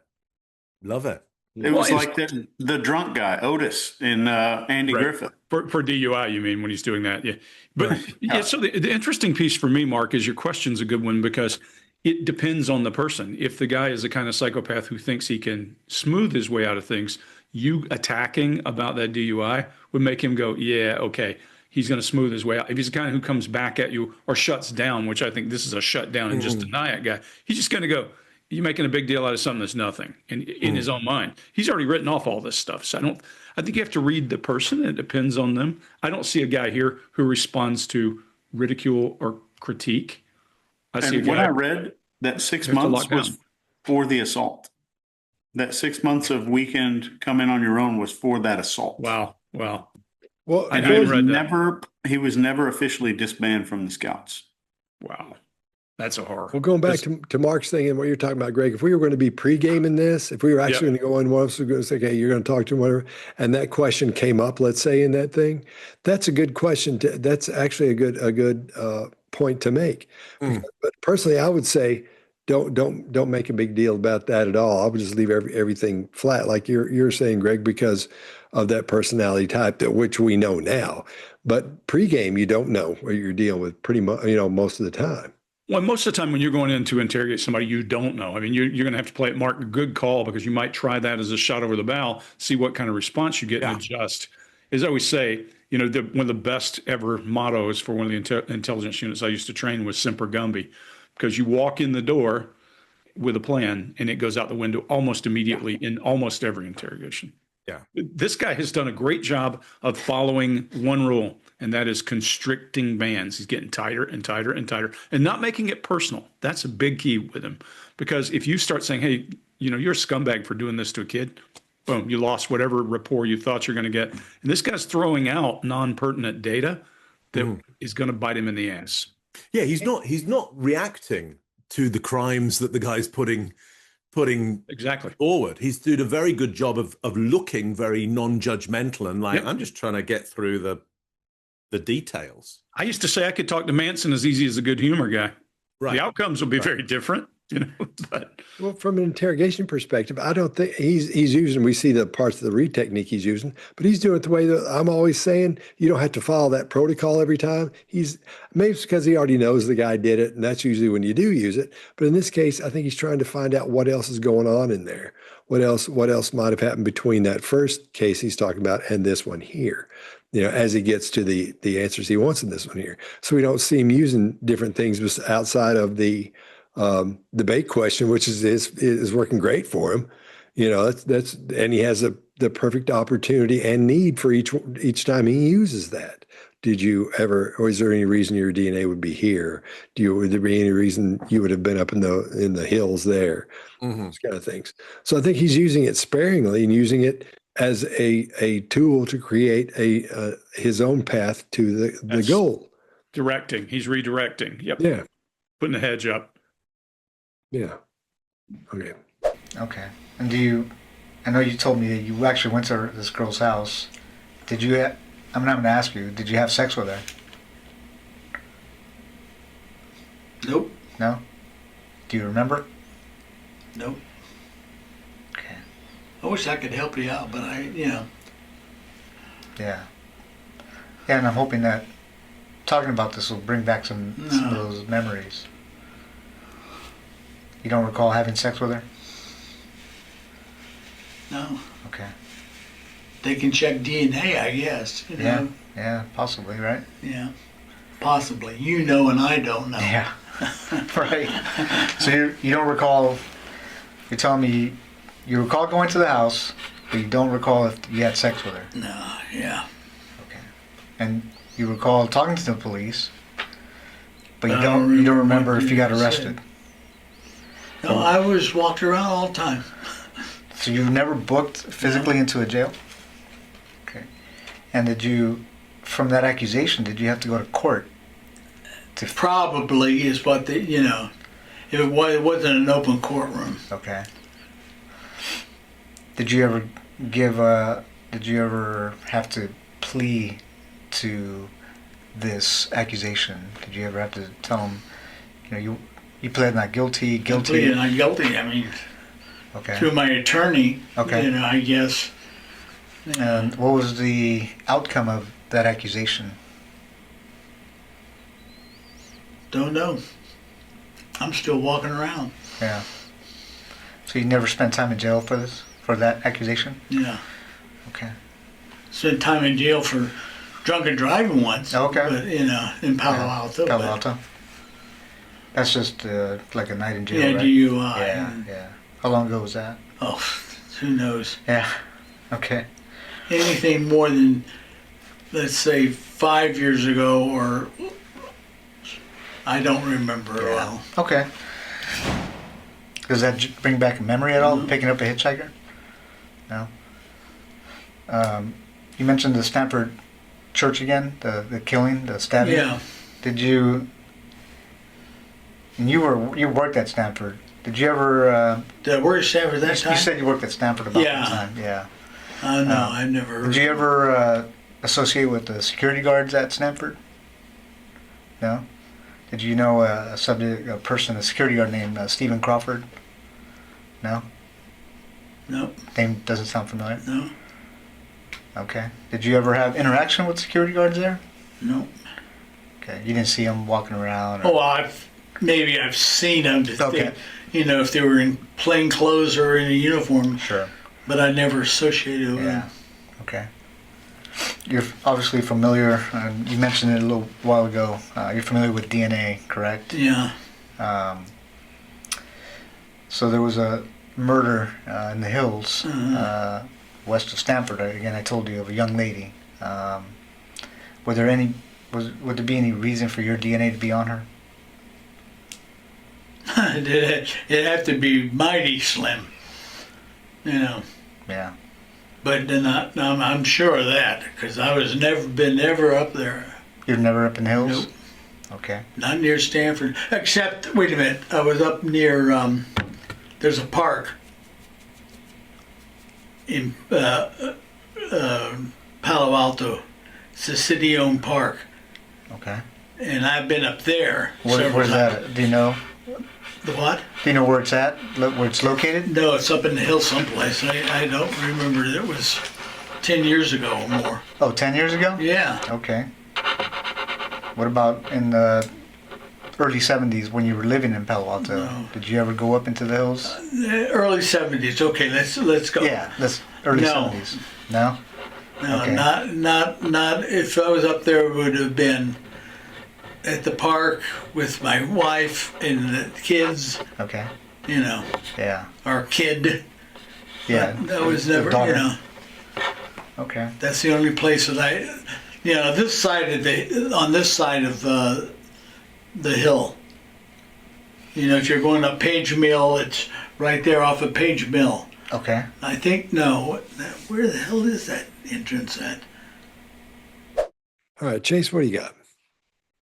When somebody says there's a 0% chance of DNA being on somebody, that's one thing.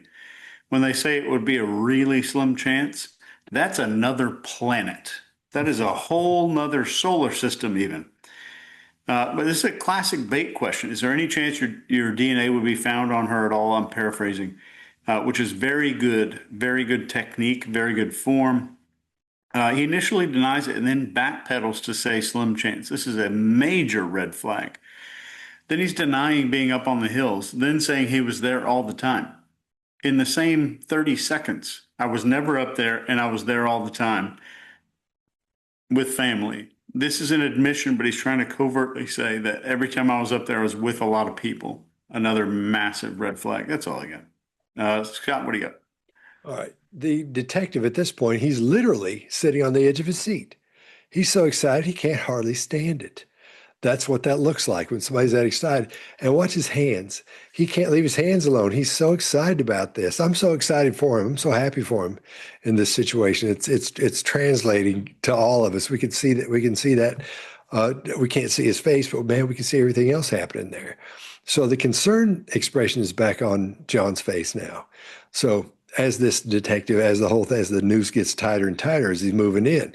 So he says he doesn't know the security guards, then he changes to being familiar with them.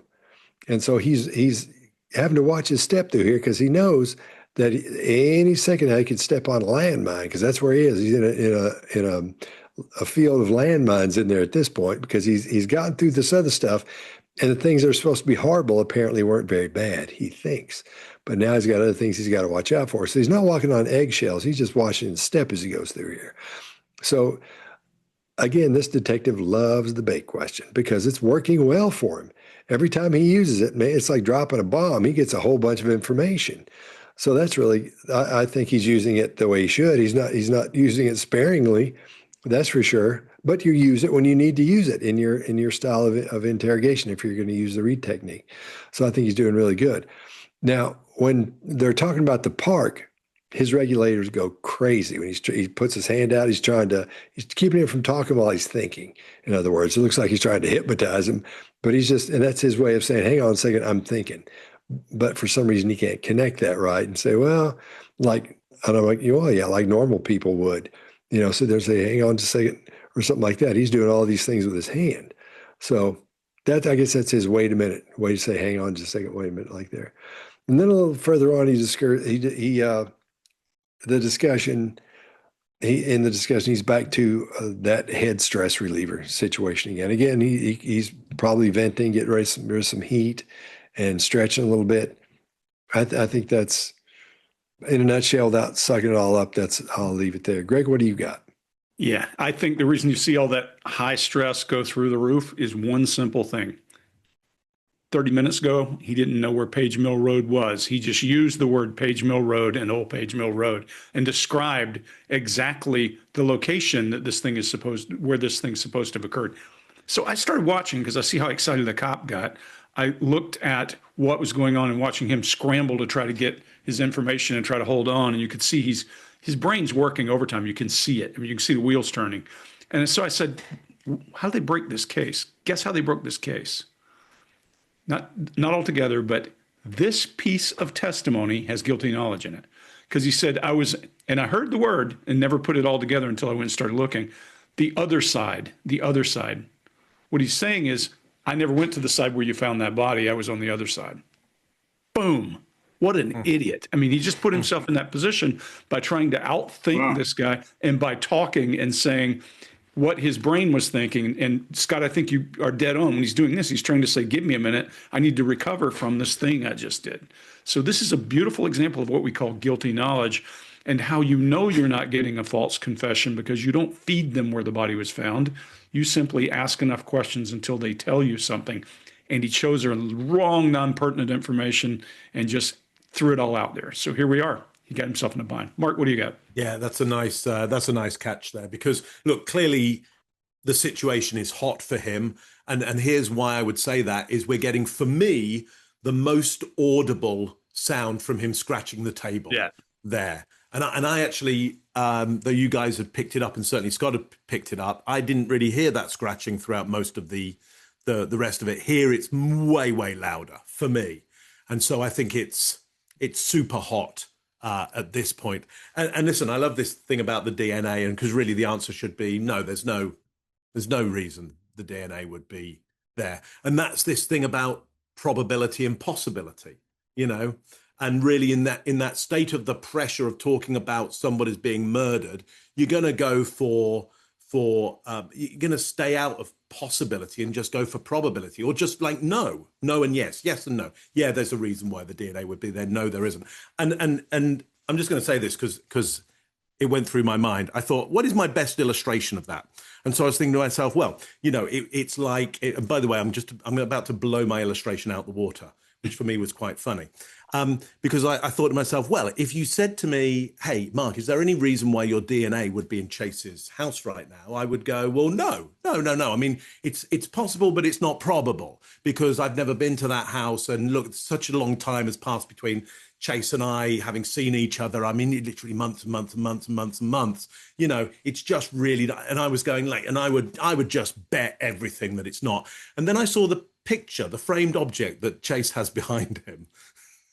And in that framed object is a napkin from a restaurant that I have touched. And I just went, don't.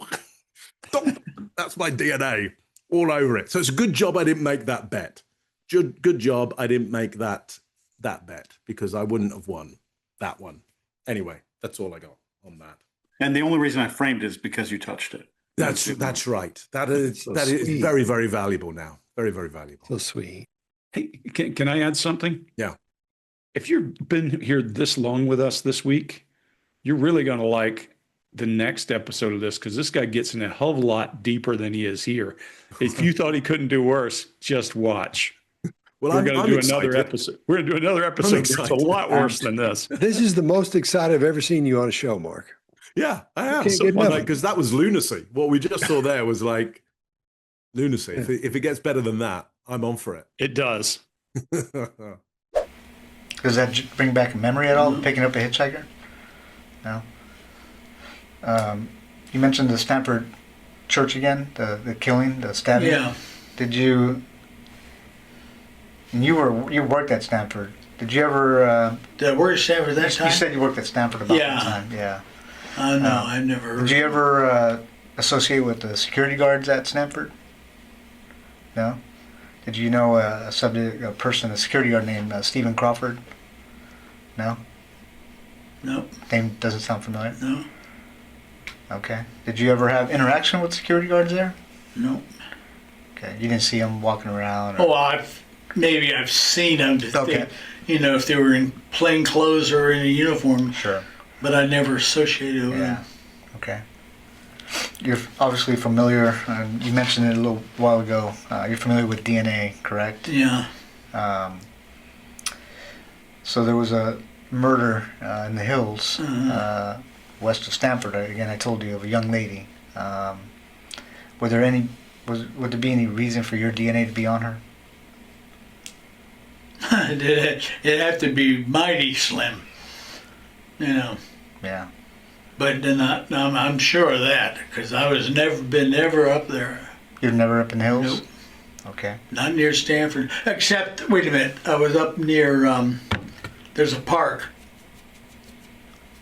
in Palo Alto. It's a city-owned park. Okay. And I've been up there. Where's that at? Do you know? The what? Do you know where it's at? Where it's located? No, it's up in the hill someplace. I don't remember. It was 10 years ago or more. Oh, 10 years ago? Yeah. Okay. What about in the early 70s when you were living in Palo Alto? No. Did you ever go up into the hills? Early 70s. Okay, let's go. Yeah, that's early No. 70s. No? No, Okay. not. If I was up there, it would have been at the park with my wife and the kids. Okay. Yeah. Our kid. Yeah. That was the never. daughter. Okay. That's the only place that this side on this side of the hill. If you're going up Page Mill, it's right there off of Page Mill. Okay. I think where the hell is that entrance at? All right. Needless to say, Mark, this is one of your favorites so far, but how's it looking to you so far? Yeah, I'll tell you why it is, actually, and maybe I haven't talked about it enough, but it's Cortez, the interviewer here, isn't it? Greg, did you say Cortez? Yep. Certainly in my top 10 of interviewers, I think possibly in my top 5. I mean, he's up there. I love his style. And of course, there's all kinds of positives and negatives you can say about this. But like as a good general rule, I think it's a really lovely style that he's got here. And for that reason, I'm super fascinated about seeing what happens in this interrogation and where this actually goes for him, because I like what he's doing here. Chase, what are your thoughts? If you have kids or maybe grandkids that are under 10, please, I beg you, teach them that if a grown-up ever asks you to keep a secret, that you should be terrified and scared and you need to find someone quickly. And almost, unless it's a birthday present or something, you need to be very scared. No grown-up should ever ask you to keep a secret, ever. And if they're over 10, you need to teach them, if someone ever makes a compliment or even a comment about your body, you need to teach those kids how to be very silent and look that grown-up dead in the eyes without saying anything. And shut that behavior completely off and make it as awkward as possible. Without saying anything, you're not calling them names, just looking at them, making very direct eye contact after that weird, stupid compliment. He's a piece of shit psychopath. That's all I got. Greg? Yeah, I think the people he murdered, we don't know how many people this guy probably murdered. What he was convicted of were 2 young women in their 20s and a child. And at different times in his life. But what we do know is this guy was able to hide right in plain sight. He was hiding right among other people. And your point, you go home and cook dinner and do whatever. The big deal here is to pay attention. And don't ever put yourself in harm's way because a person looks trustworthy. I mean, Ted Bundy killed how many people because he looked trustworthy? Never trust somebody because they look. He looks like somebody's uncle. Well, plenty of crazy old uncles out there. So pay attention to this. And the part, Mark, I echo exactly what you said. Loved this interrogation. This is a beautiful example of knowing when to nudge and when to back up, letting the guy know where the limits are, but pushing just enough and not playing your hand when he does that first big stumble. Because we're going to look at this again, and we're halfway through this interrogation at this point. He's already gotten this guy to take a big hook in his mouth. Just wait. Scott, what do you got? I really like this one because we're seeing an interrogation where the detective is going to go. This is going to be one of the stories he tells. You know, it's going to start off. I had this one guy. That's the way those things start off. I got one. That's the way it'll go, and they'll talk about that. You know, and they'll say, Cortez, tell him about the bald guy. Tell him about the guy. Tell him about the guy. It'll go like that. So I like this because he's excited about it, and he's doing such a great job. Yep. And this is, I'm sure, you could take this out and use it for training and say, here's a great example of how you do this. Here's a great example of how you do that. Yeah. So I wouldn't be surprised if this guy's in charge of some kind of training or something because he does it so well. And again, he doesn't follow the protocol, going right down the thing and doing everything you're supposed to do, or, you know, in the chain of events you're supposed to do with in the read technique. He's using it the way you're supposed, in my opinion, the way you're supposed to for a situation like this. You know, you see it as, like I always refer to it as a muscle car. You've got all these things you can stick on it, but you can put anything on it you want. Big tires, those little chain steering wheels, and paint flames on the side, and those big things on the front, Greg, that suck in air. What's that called? Intake. I call them a supercharger on my car, but you might call them a scoop. And that fin thing on the back. And so that's what this guy's done. He's got his own. He's cruising around in his own setup, and it's working for him. It's great. So you can always tell who's the seasoned pro compared to people who are into it. They're about halfway through their career, and they're just letting it go and following the protocol and all that. This guy does a great job being creative with it, I think. And he's excited. Oh, he can't hardly stand it. That contributes to so much of his success, I think. Yeah. He's genuinely invested in this thing. Yeah. Yeah. Which I know. I got excited for him. I'm happy for him. You know, when we got this video, I loved it. I turned on, I was like, we're going to have to do a good job of this one. So we're launching it early for that very reason. Yeah. Yeah. All right, fellas. Thanks for another good one, and I'll see you next time.